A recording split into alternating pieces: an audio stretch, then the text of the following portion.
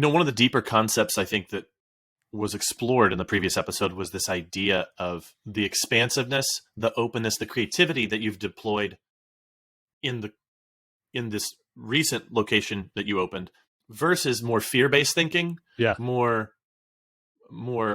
not negative thinking, but I think it's kind of that hustle attitude.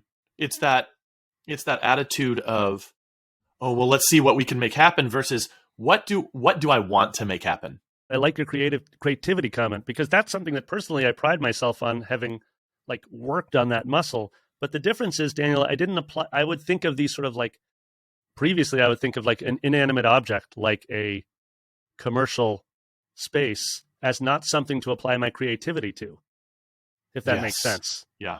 And so this time around I was like, come on, dude, like use this part of you and see the opportunity here to get creative with how you find money with a better interest rate so that it doesn't take as long to pay off, etc. Like, anyways, I appreciate that, that perspective on it. Nate, so I'm reminded of a book I read probably about 10 years ago by Todd Henry. And it has the really positive and cheerful title.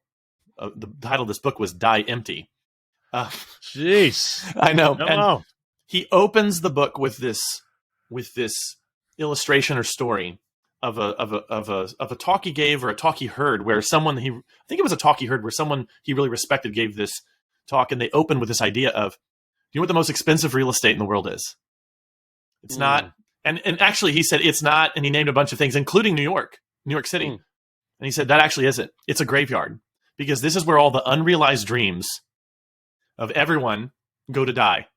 And all of this potential, all of these things that could have been are now buried there.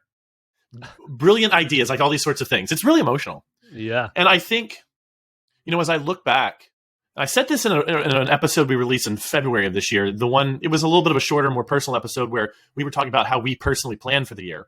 Right. And I said, one of the not a regret necessarily, but one of the things that I look back and say, man, I could have done that differently, is by actually believing things were possible that I now know are possible. And the thing that stopped me from realizing it was a simple 2-letter word: no. You can't do what you don't believe is possible. If you don't believe it's possible, you won't do it. You can't do it. It's outside the realm of your possibility. Now, the laws of physics say that I can't jump off the top of my house and fly. But so in the realm of the physical world and physical nature, yeah, there's some rules we play with. But what I've learned as I've gotten older, and what I think has made my business so fun to run and grow, and as I've observed yours, the same thing, is that I just refuse to accept limits. I know that's like a line from a song in the play Wicked, but actually, like, I've just as I've gotten older and as I've done more, just refusing to accept limits has been so helpful to me. A coach that I worked with pitched me a year-long coaching plan that was going to be $37,000. And I think 10 years ago, I would have said, that's not possible. And he said that number. And even in that moment, I thought, whoa, but as opposed to saying like, that can't be done, I can't do that, I actually entertained it. That was vastly different. And I ended up doing it. And it was actually life-changing. And I'm so glad that I did. Similarly for you, when you open those previous locations, you had these self-imposed limits you put on yourself. And that's what you've kind of been detailing over these 2 episodes. And you will continue as we go on here. But once you remove those limits, I mean, I've seen your location. I know how happy you are with it. I know how excited you are to be in it. I know how the community loves it. I know how your staff loves it. There's just such an energy there. And if you had just said no or refused to believe it was possible, you wouldn't have what you have right now.